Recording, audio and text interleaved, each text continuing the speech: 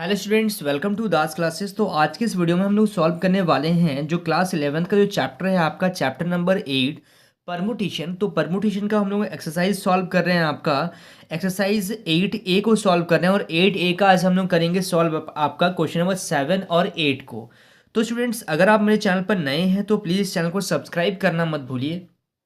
इस वीडियो के नीचे एक सब्सक्राइब बटन दिया गया है, इस बटन को प्रेस कीजिए और नोटिफिकेशन को ऑल पे प्रेस करिए ताकि इस तरीके का हर वीडियो का नोटिफिकेशन आप तक पहुंचे। तो स्टूडेंट्स, चलिए इस वीडियो को बिना टाइम वेस्ट करते हुए फटाफट से स्टार्ट कर लेते हैं। देखिए क्वेश्चन नंबर 7 को ध्यान से देखिएगा। क्वेश्चन नंबर 7 में आपका दिया गया है इफ n+1 का फैक्टोरियल इज इक्वल टू, आप लिख सकते हैं, दिया गया है 12 फैक्टोरियल इंटू n-1 का फैक्टोरियल। ठीक है, अब आपको यहाँ पे क्या करना है, find the value of n। आपको यहाँ पे n फाइंड करना है। ठीक है, आपको क्या फाइंड करना है, n फाइंड करना है। चलिए, तो कैसे इसको सॉल्व करेंगे ध्यान से देखिएगा। एक एक क्वेश्चन को मैं पूरा डिटेल में आप लोगों को बताता हूँ। ठीक है, कोई भी वीडियो अगर आप मिस करते हैं तो उसका लिंक मैंने डिस्क्रिप्शन में मैं डाल देता हूँ ताकि आप लोग उस वीडियो को आराम से देख सकें। ठीक है, तो आपके पास गिवन क्या है, आपके पास गिवन है n+1 का factorial is equal to 12 into n-1 का फैक्टोरियल। ये चीज़ आपके पास क्या है, गिवन है। अब आपको यहाँ से क्या फाइंड करना है, आपको n फाइंड करना है। तो n फाइंड करने के लिए हम लोग क्या करेंगे, ध्यान से देखते हुए चलिएगा। देखिए यहाँ पे क्या है, n+1 का फैक्टोरियल है, यहाँ पे n-1 का फैक्टोरियल है। आप मेरे को एक चीज़ बताइए कि किसको सॉल्व करने से क्या ला सकते हैं आप। अगर मैं बोलूँगा कि n+1 का फैक्टोरियल को अगर हम फैक्टोरियल निकालेंगे तो क्या हम ये ला सकते हैं। तो चलिए एक बार ट्राई करते हैं। तो n+1 का फैक्टोरियल है, सबसे पहले इसका फैक्टोरियल निकालेंगे तो सबसे पहले जो भी चीज़ होता है वो आपका एज इट इज़ आ जाता है। उसके बाद आप क्या करेंगे, n+1 -1 करेंगे।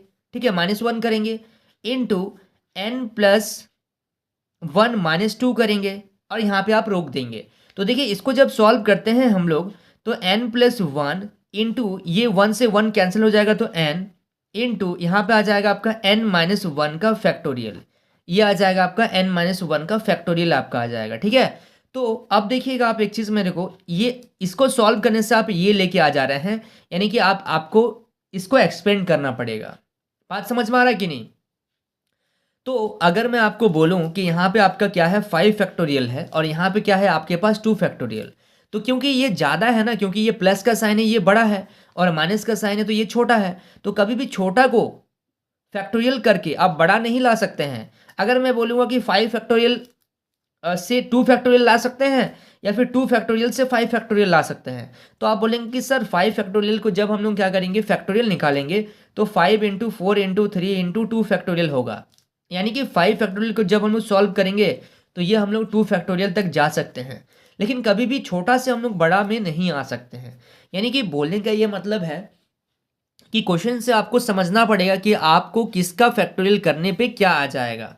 तो इसका जब फैक्टोरियल निकालेंगे तो n+1 होगा एज इट इज़। उसके बाद जब हम लोग इसमें -1 करेंगे, -1 जब करेंगे तो क्या हो जाएगा, n हो जाएगा इंटू, फिर जब हम लोग -2 करेंगे तो क्या हो जाएगा, n-1 का फैक्टोरियल हो जाएगा। आप माइनस करके देख लीजिएगा इसमें, और यहाँ पे आपके पास है 12 फैक्टोरियल इंटू n-1 का फैक्टोरियल। अब n-1 का फैक्टोरियल से n-1 का फैक्टोरियल कैंसिल हो गया, तो आपके पास क्या बचा है, आपके पास बचा है n into n+1 is equal to 12। अब आपको यहाँ पे इसको मल्टीप्लाई करके आपको यहाँ पे एक क्वाड्रेटिक इक्वेशन आपका बन जाएगा, क्वाड्रेटिक इक्वेशन आपका बनेगा। या फिर आप इसको ऐसे भी कर सकते हैं, एक तो समीकरण भी बना सकते हैं, या फिर आप इसको ऐसे भी कर सकते हैं, 12 का एलसीएम लीजिएगा तो 4 और 3 होता है, तो आप इसको लिख सकते हैं 3 इंटू 4। अगर n का वैल्यू आप 3 ले रहे हैं, suppose n is equal to आप 3 अगर ले रहे हैं तो यहाँ पे n का वैल्यू 3 आ गया, और जब आप यहाँ पे 3 रखेंगे तो क्या 4 आ रहा है, हाँ आ रहा है। दोनों ही चीज़ आपका सेटिस्फाई हो जा रहा है, तो n का वैल्यू क्या आ गया आपके पास, 3 आ गया। ये हो गया आपके पास फाइनल आंसर। अगर आप ये आपको समझ में नहीं आ रहा तो आपको क्या करना पड़ेगा, यहाँ से n into n+1 is equal to 12, आप इसको मल्टीप्लाई कीजिए n² प्लस n, और ये 12 इधर आ जाएगा तो माइनस का 12 इज इक्वल टू 0। यहाँ पे एक क्वाड्रेटिक इक्वेशन बन जाएगा, आपको इसको सॉल्व करना पड़ेगा। 2 वैल्यू आएगा, कभी भी नेगेटिव वैल्यू को हम लोग कंसिडर नहीं करते हैं, तो आपको पॉजिटिव वैल्यू लेके काम करना पड़ेगा। ठीक है, समझ में आ रहा आप लोगों को। चलिए, so students please note down this question. इसके बाद हम लोग सॉल्व करेंगे आपका क्वेश्चन नंबर 8 को। देखिए क्वेश्चन नंबर 8 को ध्यान से देखिएगा। क्वेश्चन नंबर 8 में आपका दिया गया है इफ n+2 का factorial is equal to 2550 into n factorial, find the value of n। आपको क्या करना है, यहाँ पे n फाइंड करना है, ठीक है। तो कैसे करेंगे ध्यान से देखिएगा। तो यहाँ पे आपका जो गिवन इक्वेशन है वो क्या है आपका, n+2 का factorial is equal to 2550 into n factorial, ठीक है। तो अब हम लोग इसको सॉल्व करेंगे। अब आप मेरे को एक चीज़ बताइए कि किसका फैक्टोरियल निकालने से क्या आएगा। सबसे पहले मेरे को बताइए, ये n फैक्टोरियल है और ये n+2 फैक्टोरियल है, तो बड़ा कौन है, ये बड़ा है, ये बड़ा है।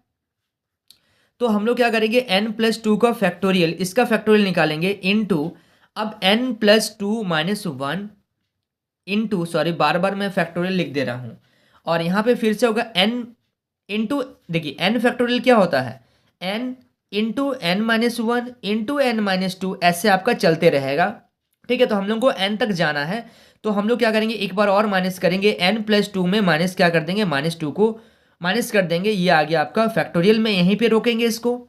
आगे है आपका 2550 इंटू एन फैक्टोरियल। अब यहाँ पे देखिए n+2 इंटू ये हो गया आपका n+1 इंटू ये है आपका n फैक्टोरियल, ये है आपका n factorial is equal to 2550 into n factorial, ठीक है। तो n फैक्टोरियल से n फैक्टोरियल आपका कैंसिल हो गया, ठीक है। अब आपके पास क्या बच रहा है, आपके पास बच रहा है n+2 into n+1 is equal to 2550, ठीक है। कोई दिक्कत यहाँ तक। जब आप इसका फैक्टर निकालेंगे, तो इसका फैक्टर आ जाएगा आपका 51 इंटू 50, ठीक है। जब आप इसका फैक्टर निकालेंगे तो 51 और 50 आ रहा है। अब यहाँ पे एक चीज़ आप ध्यान से देखिए, जब आप यहाँ पे n का वैल्यू को 50 और 51 कब आएगा, जब n का वैल्यू को आप यहाँ पे 49 कंसिडर करेंगे। बात समझ में आ रहा है कि नहीं। जब 50 लाने के लिए आपको क्या करना पड़ेगा, n का वैल्यू को अगर आप 49 रखेंगे तभी तो 49 + 1 कितना हो जाएगा, 50, और 49 + 2 कितना हो जाएगा, 51। दोनों ही चीज़ आपका सेटिस्फाई होना चाहिए। जब आपका दोनों ही चीज़ सेटिस्फाई हो रहा है, इसका मतलब आप जो n कंसिडर कर रहे हैं वो सही कर रहे हैं। बात समझ में आ रहा। नहीं तो आपको इसको क्या करना पड़ेगा, आपको इसको मल्टीप्लाई करना पड़ेगा। मल्टीप्लाई करने के बाद आपको क्या करना पड़ेगा, इसको क्वाड्रेटिक इक्वेशन के फॉर्म में लाना पड़ेगा। तो थोड़ा सा आपको यहाँ पे ट्रिक भी लगाना पड़ेगा। अगर आप ऑब्जेक्टिव क्वेश्चन का मतलब ऑप्शन आपको दिया गया है, मान लीजिए ऑब्जेक्टिव क्वेश्चन में अगर इस टाइप का क्वेश्चन दिया जा रहा है और आपके पास क्या है, ऑप्शन है, तो आप क्या कर सकते हैं, ऑप्शन उठा के आपको क्या करना पड़ेगा, इसको सॉल्व करना पड़ेगा। इसमें कोई दिक्कत नहीं है। बात समझ में आ रहा ना आप लोगों को, इतना क्लियर हो रहा। तो n का वैल्यू कितना हो जाएगा आपका, n का वैल्यू हो जाएगा आपका 49। चलिए, so students please note down this question. So students I hope आपको इस वीडियो से काफ़ी कुछ सीखने को मिला होगा। वाकई अगर आप इस वीडियो से कुछ सीखे हैं तो इस वीडियो को लाइक कीजिए, और चैनल पे अगर आप पहली बार आए हैं तो इस चैनल को सब्सक्राइब जरूर कीजिए ऐसे ही बेहतरीन वीडियो देखने के लिए। तो स्टूडेंट्स मिलते हैं नेक्स्ट वीडियो में, तब तक के लिए बाय।